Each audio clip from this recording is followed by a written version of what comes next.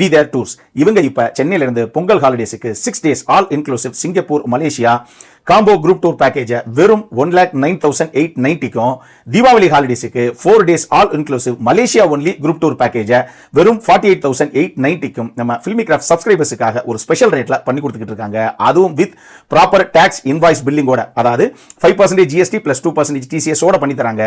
இதுல இந்த 2% TCS அப்படிங்கறத உங்களால திருப்பி கிளைம் பேக் பண்ணிக்க முடியும்.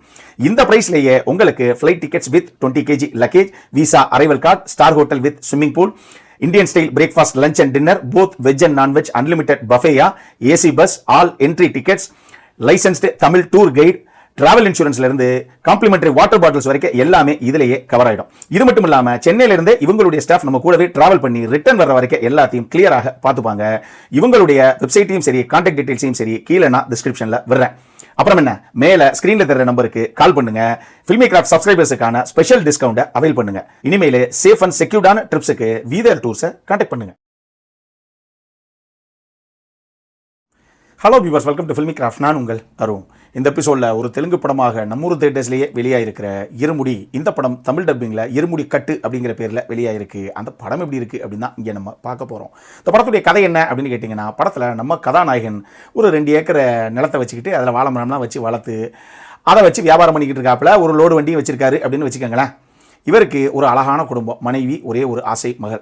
கல்யாணமாகி ரொம்ப நாளாக குழந்தை இல்லாமல் அதுக்கப்புறம் ஐயப்பனுடைய அருளால் பிறந்த அந்த குழந்தைங்க அப்படிங்கிறனால மக மேலே உயிரே வச்சிருக்காரு. அந்த பொண்ணும் அப்பா மேலே உயிரே வச்சிருக்கு. இவரை பொறுத்தளவுக்கு இவருக்கு ஒரு கெட்ட பழக்கம் இருக்குது. அதாவது இவர் பொண்ணு மட்டும் இல்லை, எந்த பிள்ளையா இருந்தாலும் தன்னுடைய சொந்த மகளாகவே பாவிக்கக்கூடிய ஒரு குணாதிசயம் இருக்கக்கூடிய ஆள் தான் கதாநாயகன். அதனால எந்த பிள்ளைக்கு ஏதாவது ஒன்று அப்படின்னா கூட மகனை தோலை உரிக்காமல் விட மாட்டாப்புல. அந்த மாதிரி ஒரு கதாபாத்திர வடிவமைப்பு அது. இப்படி இருக்கக்கூடிய ஒரு தருணத்தில் ஸ்கூல் படிக்கக்கூடிய சின்ன பிள்ளைங்களுடைய சடலங்கள் ஊருக்குள்ளே அங்கங்கே அப்பப்போ கண்டெடுக்கப்படுது. இதுக்கு பின்னாடி யார் காரணம் அப்படிங்கிறது அப்போ வரைக்கும் யாருக்குமே தெரியலை. இதுக்கப்புறம் இந்த கதையில் என்னதான் நடந்தது, இதுதான் இந்த படத்துடைய மொத்த கதையை. இந்த படத்தை பொறுத்தளவுக்கு இந்த படத்தில் பாட்டு வேணுமா பாட்டு இருக்கி, ஃபைட் வேணுமா ஃபைட் இருக்கி, ஃபேமிலி எமோஷனல் பாண்டிங் சீக்வன்ஸ் வேணுமா அது 2 கிலோ அதிகமாகவே இருக்கி அப்படிங்கிற அளவுக்கு எல்லாத்தையும் கலந்து கட்டி அவுட் அண்ட் அவுட் கமர்ஷியல் படமாக ஒரு படத்தை ப்ரெசென்ட் பண்ணியிருக்காப்புல இயக்குனரான சிவா நிர்வனா. இந்த படத்தை பொறுத்தளவுக்கு எங்க 40 நாள் விரதம் இருந்து மாலையை போட்டு இருமுடி கட்டி ஐயப்பா அப்படின்னு சபரிமலைக்கு போகிறாங்களே வருஷம் அவங்க எல்லாத்துக்கும் இந்த படம் மிகப்பெரிய அளவில் ஒர்க் அவுட் ஆகும் அப்படிங்கிற ஒரு ஃபீல் தான் படம் பார்த்து முடியும் போதே எனக்கு ஹெவியாக வந்தது. இதில் ஏற்கனவே அவங்க வேனில் போகும்போது பாடல்களை போட்டு தெறிக்க விட்டு போவாங்க. ஐயப்பன் பாடல்கள் நமக்கு தெரியும். இதில் இந்தாங்க எக்ஸ்ட்ராவாக ஒரு 3 பாட்டு தர்றேன் அப்படின்னு இந்த படத்தில் மியூசிக் டைரக்டரான ஜிவி இன்னும் ஒரு 3 பாட்டை கொடுத்துருக்காப்புல. ஒரு மாதிரி மெலடி நம்பர் 1, அது ஐயப்பனை நினச்சி உருகி பாடுற மாதிரி ஒரு அற்புதமான பாட்டு. அதே நேரத்திலேயே ஒரு பெப்பி மாதிரி கொஞ்சம் குத்தாக பெப்பியாக ஒரு வைப் பண்ணுற மாதிரி 2 பாட்டு பாருங்கள். ஐயப்பனை வச்சு அப்படி 2 பாட்டு அந்த மாதிரி பாடல்கள் கொடுத்துருக்காரு. 3 பாட்டுமே செம்மையாக இருந்தது. கேட்கும் போதும் சரி, பார்க்கும் போதும் சரி. ஆனால் அதில் ஒரு சின்ன பிரச்சனை இருக்குது, அதை நான் பின்னாடி உங்களுக்கு சொல்கிறேன். ஆனால் நிச்சயமாக இனிமே ஐயப்ப பக்தருடைய வண்டியில் இந்த பாடல்களும் இனிமேல் ஒலிக்கப்படும் அப்படிங்கிற மாதிரி தான் எனக்கு தோணுச்சு. இந்த படத்துடைய வெரி ஃபர்ஸ்ட் சீன் எடுத்து கொண்டு வந்து செகண்ட் ஹாஃபில் லேட்டர் பாட்டில் கொண்டு வந்து ஒரு சீனில் கனெக்ட் பண்ணதில் செம்மையாக இருக்குல்ல. எதிர்பார்க்கவே இல்லைங்க இப்படி ஒரு சீனை கொண்டு வந்து கனெக்ட் பண்ணுவாங்கன்னு அப்படிங்கிற ஒரு ஃபீல் தான் எனக்கு வந்தது.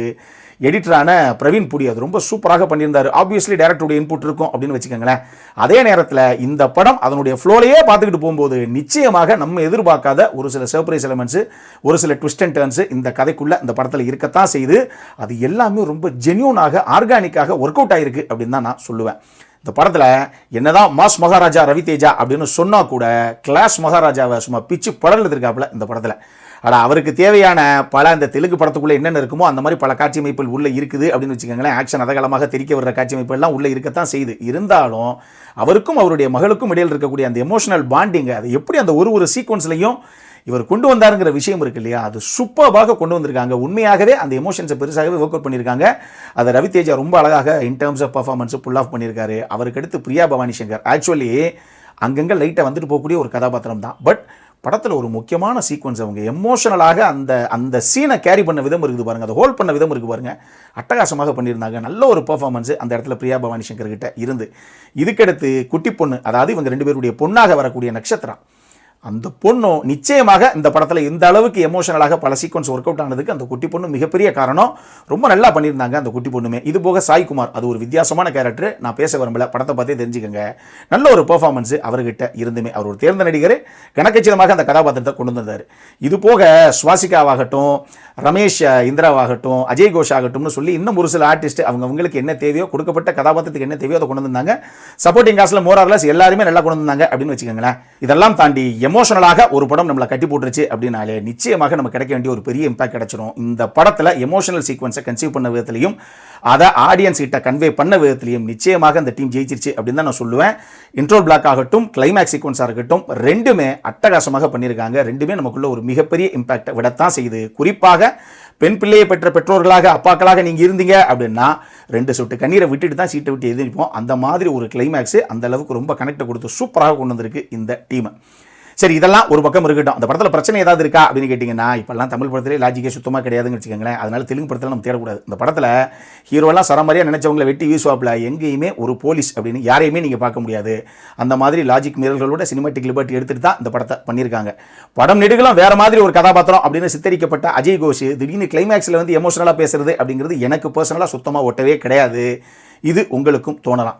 இதை தாண்டி நம்ம ஹீரோ இங்கே பாரு, அடுத்த 40 நாள் நான் விரதத்துக்குள்ளே போக போகிறேன், அதனால் எவனும் இங்கே கத்தி கப்படாமல் தூக்கிட்டு வரக்கூடாது, வந்தீங்கன்னா அதுக்கப்புறம் கதையே வேறையாகி போயிடும். அதனால் நான் மரத்தடியில் உட்காந்துருப்பேன், எல்லாரும் வந்து எனக்கு சரணம் சொல்லிட்டு போங்க அப்படின்னு சொல்லுவாப்ல.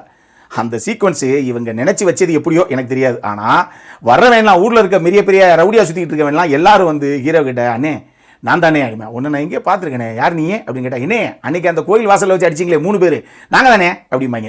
எனக்கு அந்த சீனை பார்க்கும்போது என்னங்கடா இது, அவருக்கே யாருன்னு தெரியல, இவங்களா வந்து இன்ட்ரோ சொல்லி சரணம் சொல்லிட்டு போகிறாங்களே அப்படிங்கிற மாதிரி தோணுச்சு. எனக்கு அந்த சீனை பார்க்கும்போது நேரம் நம்ம வடிவேலு பண்ண மருதமலை தான் ஞாபகத்தில் வந்துச்சு. ஒன்று நான் எங்கேயோ பார்த்துருக்கேன்லே அப்படிங்கும்போது, என்னண்ணே நீங்களே கண்டுபிடிக்க பார்க்கலாம், அன்றைக்கி அந்த மூத்திர சந்தில் வச்சு 12 பேர் அடித்தாங்களே உங்களுக்கு ஞாபகம் இல்லை, இப்போ தாண்டா ஞாபகம் வருது எனக்கு அப்படிம்பாரு. எனக்கு அந்த மாதிரி ரொம்ப காமெடியாக தெரிஞ்சது இந்த சீக்வன்ஸு. அது நீங்கள் படமாக பாருங்கள், உங்களுக்கு தெரியும். இது எல்லாமே போக இந்த படத்தை பொறுத்தளவுக்கு ஜிவி 3 பாட்டு ஐயப்பனுக்காக வச்சிருக்காரு. எல்லாம் ஓகே தான், இல்லைன்னு சொல்லலை. இருந்தாலும் செகண்ட் ஹாஃப் ஆரம்பித்து பேக் டு பேக் 2 பாட்டுங்க. ஏன் இவ்வளோ ஓவர்டு பண்ணணும்? 2 பாட்டு நல்லா தான் இருக்குது, எல்லாம் ஓகே தான். இருந்தாலும் எங்கள் படம்னு ஒன்று பார்க்க வந்தால் பேக் டு பேக் ஐயப்பன் பாட்டாக வச்சுக்கிட்டு போகிறீங்களே, கேப்பே விடாமல் அப்படிங்கிற மாதிரி ஒரு ஃபீல் ஒன்றும் எனக்கு வந்தது. செகண்ட் ஹாஃப் ஆரம்பித்து அடுத்தடுத்து ஒரு 5 நிமிஷம் கேப் கூட இருக்காது, அதுக்குள்ளே 2 பாட்டு வந்துடும். அந்த மாதிரி ஒரு சம்பவம் இருக்குது இந்த படத்தில்.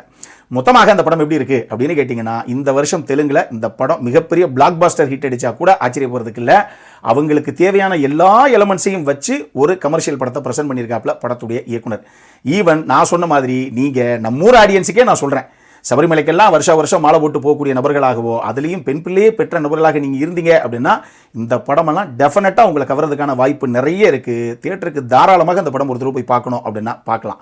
அடல் கானட்டை பொறுத்தளவுக்கு செக்ஷுவலாக எதுவும் பெருசாக இவங்க காமிக்கல. ஆனால் ரத்தம் தெரிக்கிற மாதிரி ஒரு சில சண்டை காட்சிகள், கத்தி குத்து கண்ண மேட்டர்லாம் உள்ளே இருக்குதுன்னு வச்சுக்கோங்களேன். அதனால் ஸ்ட்ரிக்ட்லி UA16+ கொடுத்துருக்காங்க.